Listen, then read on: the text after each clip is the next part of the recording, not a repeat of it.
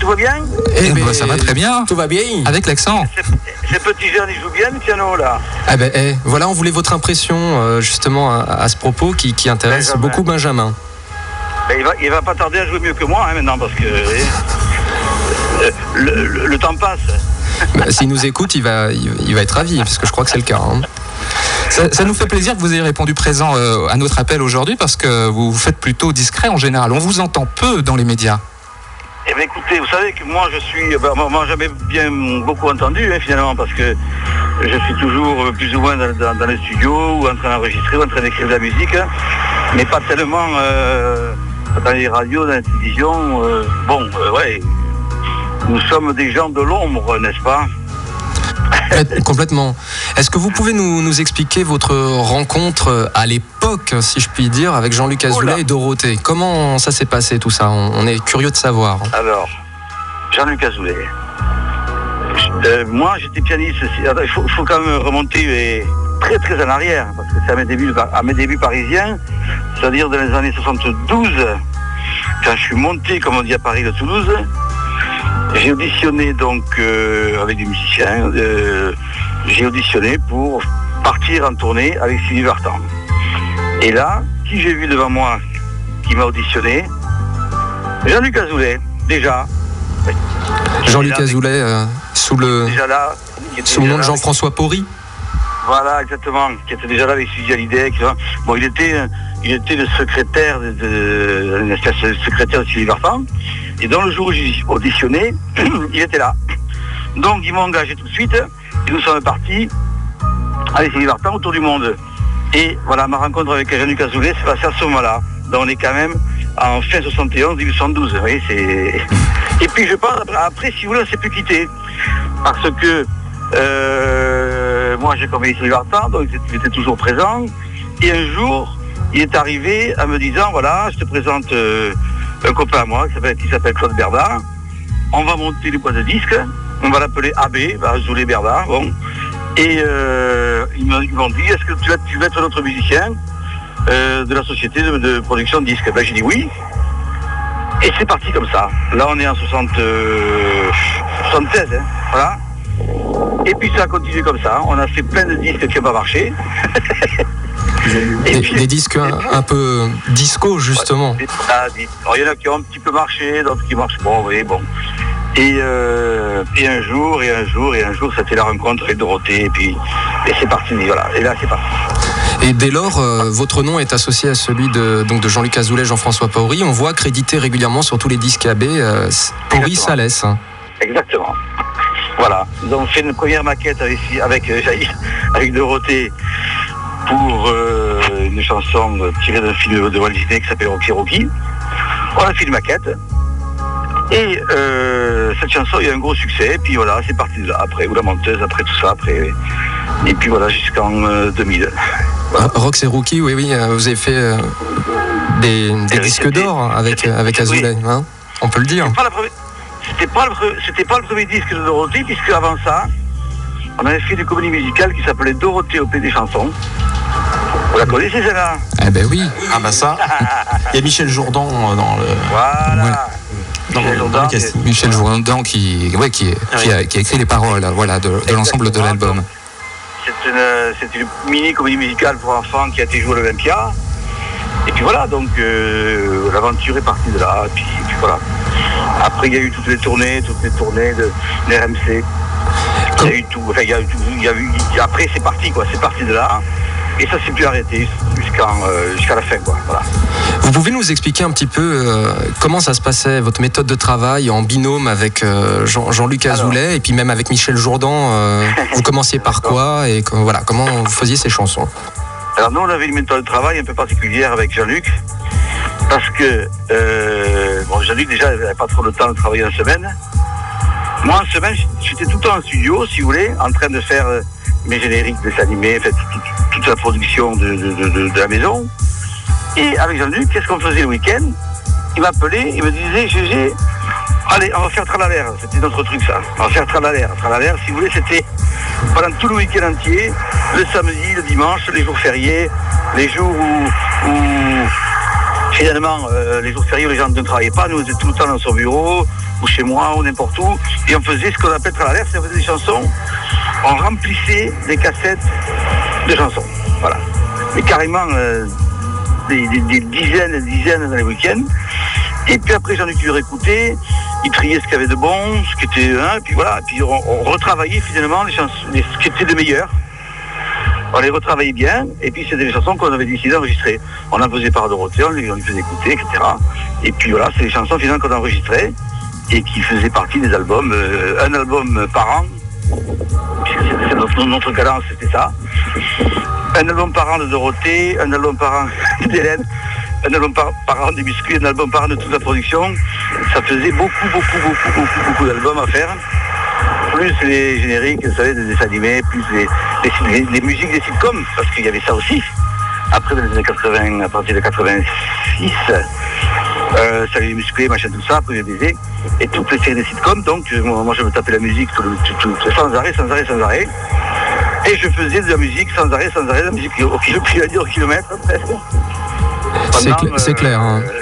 Des années. Voilà. À ce propos, Gérard, parce que soyons francs, c'est vrai qu'il y a eu même de la répite sur certaines de vos musiques. Vous en avez fait tellement pendant des années qu'il y en a même on peut le dire, hein, quelques copier-coller sur certains génériques de dessins animés japonais ou des chansons de Dorothée.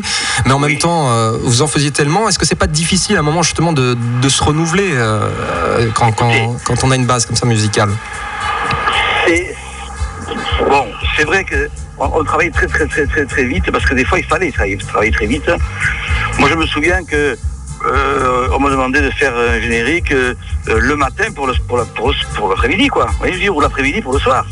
Donc parce qu'il fallait aller très vite.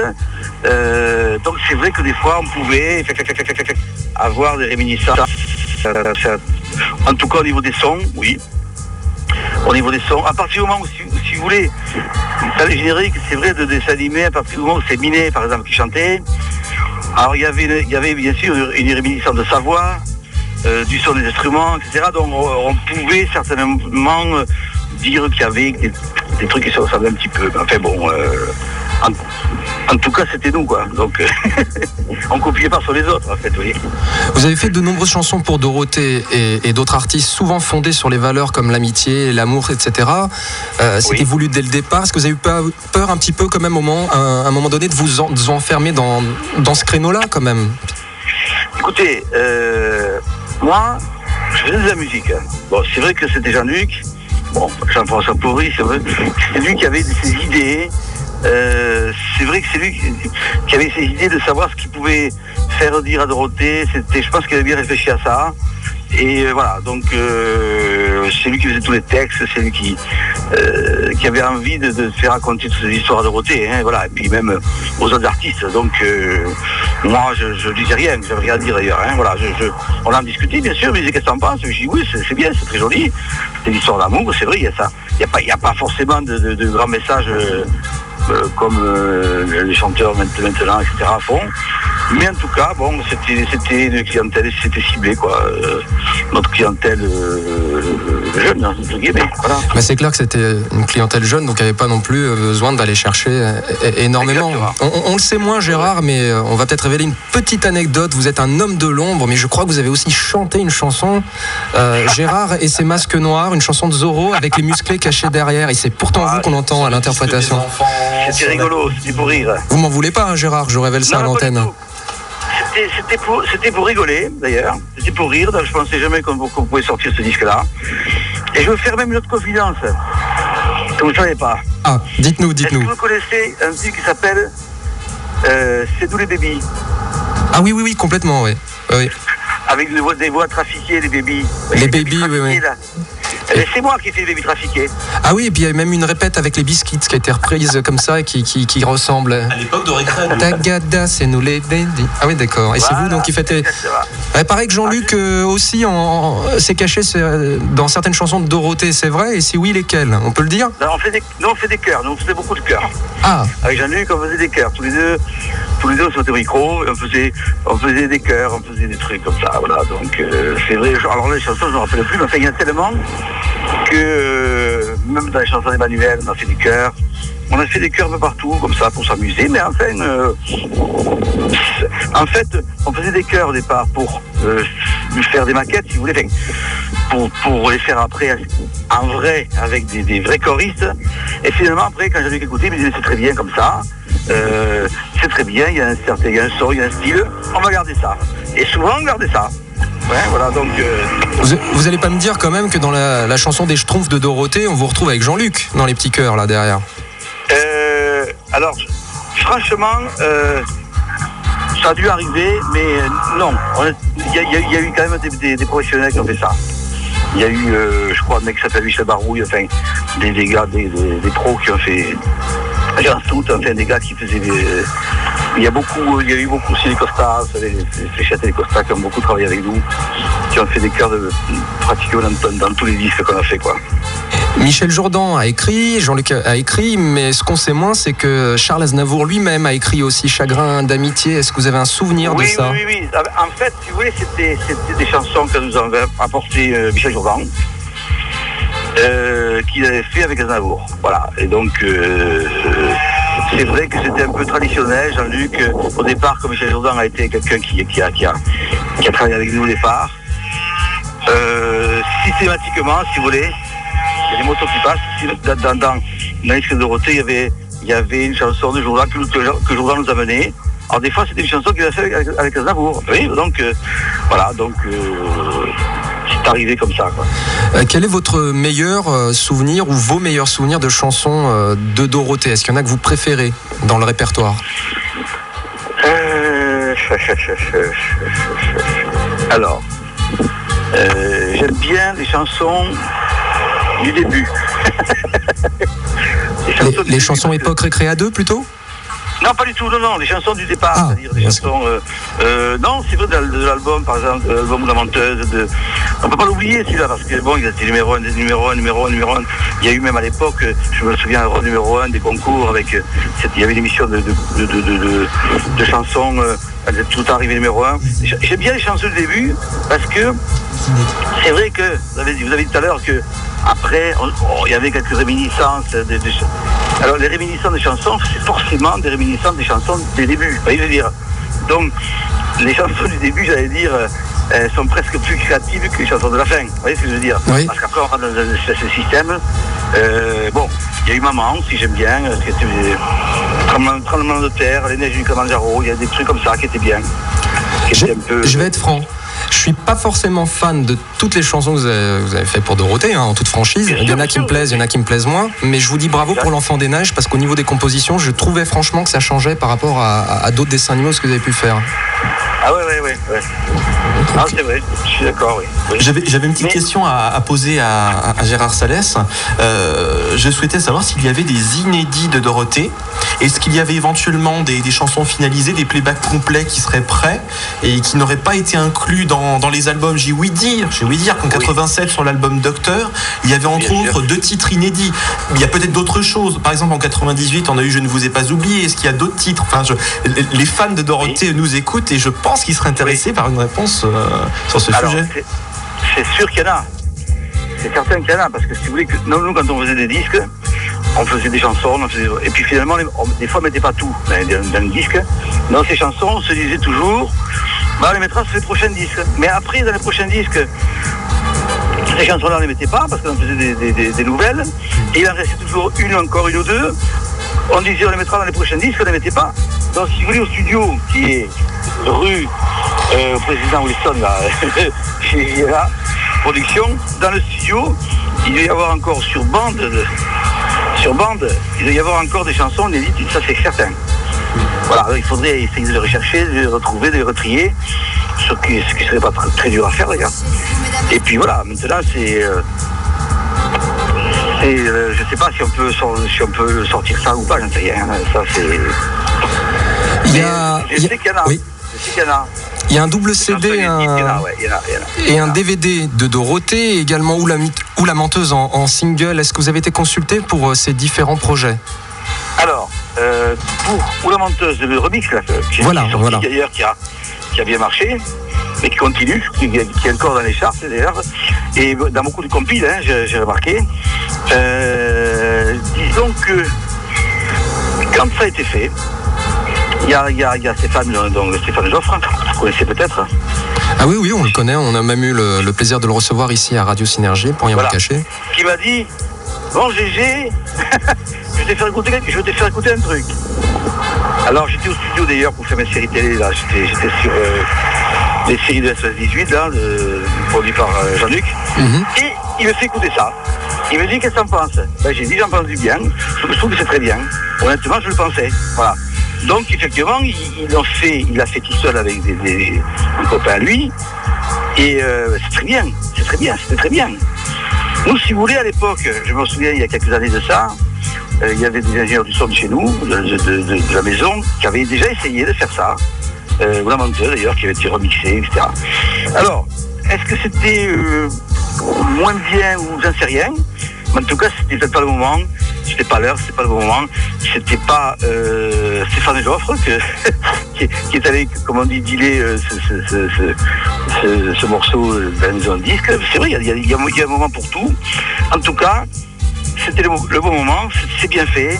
Je trouve que c'est, voilà, bravo. Voilà. Et le CD et DVD de Dorothée qui sort la semaine prochaine, est-ce que ça, vous êtes informé? Est-ce que vous en pensez? Écoutez, je les connais tous, parce que c'est des spectacles, c'est Bercy, c'est des Zénith, c'est tout ça. Donc, mais c'est en DVD, c'est une bonne idée de le sortir et que les gens puissent voir le travail fait sur scène de Dorothée, ou alors si les gens qui ne savent pas vont enfin le savoir, j'espère. Et le gros travail qu'il y avait en tout cas de scène et de musique, de spectacle, de tout ça que Jean-Luc faisait, je trouve ça très très bien. Voilà. Pourquoi ces dernières années, selon vous, il n'y a pas eu plus de rééditions de disques que cela concernant Dorothée? Je crois que, encore une fois, je pense que c'est une question de moment. Parce que pourquoi en 2006, où la menteuse, c'était le bon moment pour le faire, parce que peut-être qu'il y avait tout ce temps passé, parce que peut-être qu'on l'aurait fait il y a 3 ans, ça n'aurait pas été le moment, j'en sais rien. Mais en tout cas, bon, c'est vrai aussi que le fait d'avoir fait un dessin animé, le dessin de Cabu, tout ça c'était excellente idée de marketing, il faut l'avouer. Donc voilà, donc si les gens de chez Maille ont voulu faire ça, c'est une très bonne idée, quoi. Peut-être qu'il y a 3 ans, 4 ans, on n'aurait pas pu le faire, quoi, voilà. Donc je pense que ça a été un atout pour vendre ça aussi, hein. Puisque Dorothée, je pense qu'elle n'a plus envie trop de faire, en tout cas pour le moment, de se montrer sur scène, tout ça. Donc c'est vrai que le dessin animé, c'était très bien de l'avoir fait. Puis sur lancé de tout ce qui s'est passé, de Ilona, de tout ça, voilà. Enfin, pour finir, Gérard, je crois que vous composez aussi pour une case jeunesse de France 5, Midi les Zouzous, et que vous travaillez régulièrement pour JLA Holding. Dites-nous quels sont vos projets actuels et pour les semaines, les mois à venir. Là, j'ai fait pas mal de séries des Instits, des séries SOS18 avec Jean-Luc. On a fait de grosses séries qui s'appellent Écoute sur la 5, vous savez, des petits gamins qui chantent. Je continue à faire, si vous voulez. Moi, je suis parti un peu à Toulouse. C'est un choix que j'ai fait de par ma vie personnelle. J'ai eu des enfants, maintenant tard, etc. Bon. Donc je fais, si vous voulez, le même métier toujours, mais un petit peu de l'extérieur, différemment. Voilà, donc je continue à faire des séries avec Jean-Luc quand il me demande de le faire. J'attends, je pense, encore une série de 6 épisodes de SOS18. Je viens de faire mes albums de Klederman, parce que je travaille avec Richard Klederman depuis 30 ans, vous savez aussi. Donc je viens de faire un album ici à Toulouse, l'Orchestre du Capitole. Je suis en train de faire des arrangements pour un revenant qui s'appelle Alain Barrière, qui repart en tournée, qui refait d'Olympia, qui veut refaire un album à la rentrée. Bon, ça c'est des gens avec qui j'ai travaillé avant, et je continue, voilà, à le faire. Mais ça m'a pas empêché aujourd'hui d'aller faire un tour à la mer, c'était très beau, d'aller à la cité de Carcassonne, de me promener un peu, chose que je n'ai jamais fait depuis très longtemps, voilà. J'avais un petit mot pour vous, Gérard, de la part quand même des fans de Dorothée dont je fais partie. Je vais vous remercier quand même pour toutes ces chansons de notre jeunesse, de notre enfance. C'était des bons moments, des beaux souvenirs en tous les cas, remplis d'émotions. Et on vous remercie pour toutes ces chansons qui ont, on va dire, jalonné un petit peu un bout de notre vie quand même. Et c'était vraiment des bons moments, tous ces spectacles, tous ces albums, tout cet univers créé par Jean-Luc Azoulay, mais c'est un univers bien sympathique et aujourd'hui on regrette un peu cette époque. Ça nous a fait rêver de longues années, on va pas s'en cacher, c'est vraiment... Dorothée m'avait dit assez récemment que pour elle c'était des chansons de l'enfance déjà inspirées des chansons d'enfance de Jean-Luc Azoulay quand même. Donc Jean-Luc Azoulay a un peu retranscrit également ses chansons d'enfance et il a essayé de faire perdurer ses souvenirs à lui aussi à travers Dorothée. Exactement, oui, bien sûr. Et ça, je trouve ça très sain justement. Je trouve ça très très bien. Oui. Je profite, si Dorothée m'entend, je ne sais pas si... Je pense que c'est possible, c'est possible. Ah. Bon, alors je viens de l'appeler justement à l'instant là, et je lui fais des bisous, puis qu'elle n'oublie pas qu'elle peut m'appeler quand elle veut, voilà, pour se dire n'importe quoi. Voilà. C'est agréable d'entendre tout ça, c'est des bonnes nouvelles. On peut en profiter d'ailleurs pour embrasser très fort Dorothée. Oui, gros bisous à toi Dorothée, si jamais tu nous écoutes. Et la remercier également pour on est fidèle à tout ce qu'elle a fait, mais elle, au jour d'aujourd'hui, est toujours fidèle à son public. Oui. Elle est toujours présente et systématiquement, elle a toujours un petit mot gentil et elle sait se souvenir. Donc nous aussi, on sait se souvenir. Voilà, pas de problème. Des bons souvenirs. Gérard, j'ai envie de vous demander une dernière chose. Là, c'est un grand fantasme, mais quand est-ce que vous allez composer donc la comédie musicale de Dorothée? Voilà, on se lâche, on dit n'importe quoi. Mais allez, on peut y réfléchir aussi. Moi, je suis d'accord. Bien sûr, il faut en discuter avec Jean-Luc Azoulay. un nouvel album acoustique, un petit Olympia, quelque chose de bien sympathique qui est dans l'air du temps. Et en duo avec Chantal Goya, parce qu'ils en faisaient plus ou moins allusion dans Vivement Dimanche, comme quoi on pouvait écrire un truc. Tout est possible. Pour que l'une conforte l'autre, etc. Tout est possible. Je suis là, j'attends. Moi, je fais de la musique. Il m'appelle, j'attends, je suis ravi de tout ça. Oui. Et voilà, et donc je dis à très bientôt à tout le monde. Eh bien, merci beaucoup pour votre témoignage, Gérard. Et quand vous voulez, ici en direct à Radio Synergie, on vous reçoit pour une interview parcours si vous le souhaitez. Mais merci. Mais je vous en prie. Au revoir. Au revoir. Et il y a donc une chanson dans tout le répertoire de Dorothée qui a été en quelque sorte consacrée à Gérard Salès. Ça s'appelle Le Grand Gérard. Je vous propose de l'écouter.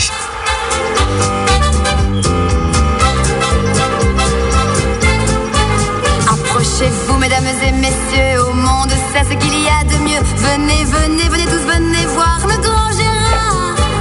C'est lui le roi du piano, lui le roi du piano.